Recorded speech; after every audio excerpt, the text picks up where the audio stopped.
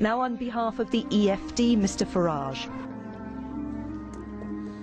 Well, good morning, Mr Schulz. President Schulz, I know it's my job to congratulate you, but given that we knew this result 2.5 years ago, as a result of a stitch-up, there really doesn't seem to be much point. I mean, after all, nobody in Europe would ever, modern-day Europe, would ever have a big, powerful job that was decided by a full, open process. I'm sure Mr Barroso would agree.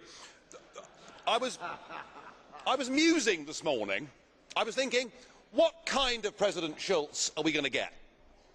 Are we going to get a dignified, calm, a figure that behaves like the Speaker of all great parliaments around the world, somebody who puts himself above politics and the nitty-gritty of the day-to-day arguments and is an ambassador, indeed a statesman?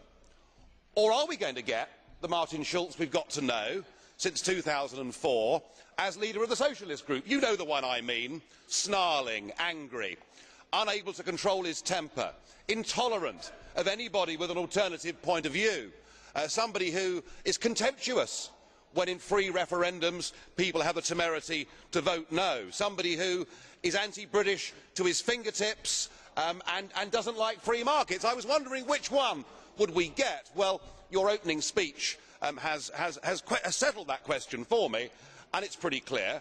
We're going to have 2.5 years of political fanaticism from the chair.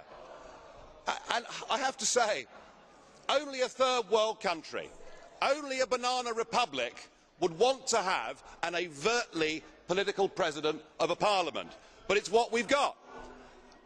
I may represent the smallest group in this parliament, Mr Schulz, but I can tell you that it's a group whose ideas and whose views are now being echoed by a growing number of citizens right across this continent. I'm sure you'd agree. The opinion polls show it's kind of 50-50 whether people think this EU is a good thing or a bad thing.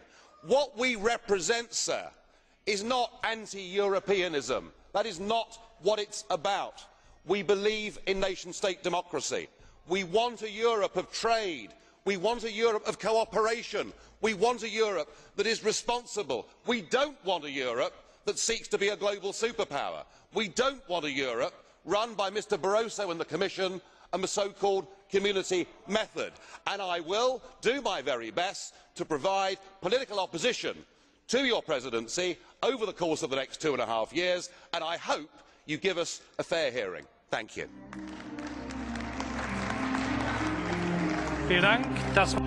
Thank you very much. And now, on behalf of the unattached